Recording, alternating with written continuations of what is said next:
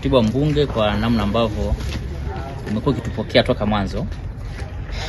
Nadhani siku ya kwanza tu kufungua ofisi hapa ukatukaribisha kuja kujua ofisi ya mwakilishi wetu, kwamba hata kama mna shida mfikie hapa. Hiyo tutakupongeza sana. Lakini la pili, umekuwa ukifanya kazi hadi weekend, kwa maana kwamba hata kifitu tumeshikiwa zile mbuzi za wale wa mama, ulisimama kidete na mpaka ukafikisha taarifa kwa mheshimiwa na ikasaidia mpaka mbuzi zile zikapatikana. Hizo ni pongezi. Tulizitoa pongezi gizani nyuma ya kamera, lakini tunatoa pongezi mbele ya kamera. Kwa hiyo sisi tunampenda na Wananyatwali mara nyingi nadhani amekuwa msaada wetu toka mwanzo, toka kiwa viti maalum na leo ni mbunge kamili. Amekuwa msaada wetu na sisi tumekuwa tukimwombea kila siku watu wa Nyatwali. Na nadhani hata kipindi amepata kura za maoni tulimwambia na tulisema kweli kwamba sisi hatuoni aibu kujivunia kwamba yeye ndo mbunge wetu.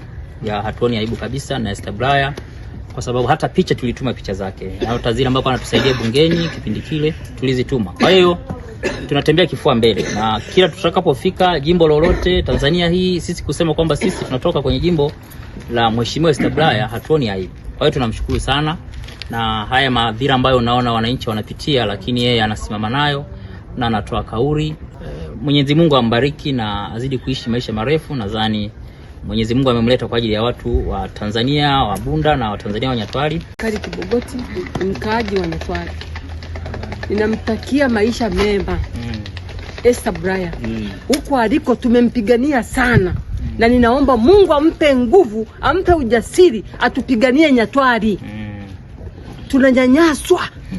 Tumenyanyaswa pakubwa sana. Nyumba zimekomea, wengine misingi, wengine kwenye renta, wengine tumeuza, wengine tumeenda kwenye upangaji. Esther Bulaya, tunaomba utusaidie wanawake wenzako kama tulivyokuwa tunakusaidia, tunakupigania. Na hivi sasa ni mbunge kamili wa jimbo hili. Ninajua ana hoja za msingi na anajua kusimamia hoja na kuzisemea. Hivyo nampongeza sana na tamani sana aendelee kulisemea hili na kulisimamia. Najua anaweza kulisemea sana, ila naomba alisimamia kwenye ngazi husika ili liendelee kutusaidia sisi watu wa Nyatwali. Mwambie tunampongeza sana, tuko naye bega kwa bega sana.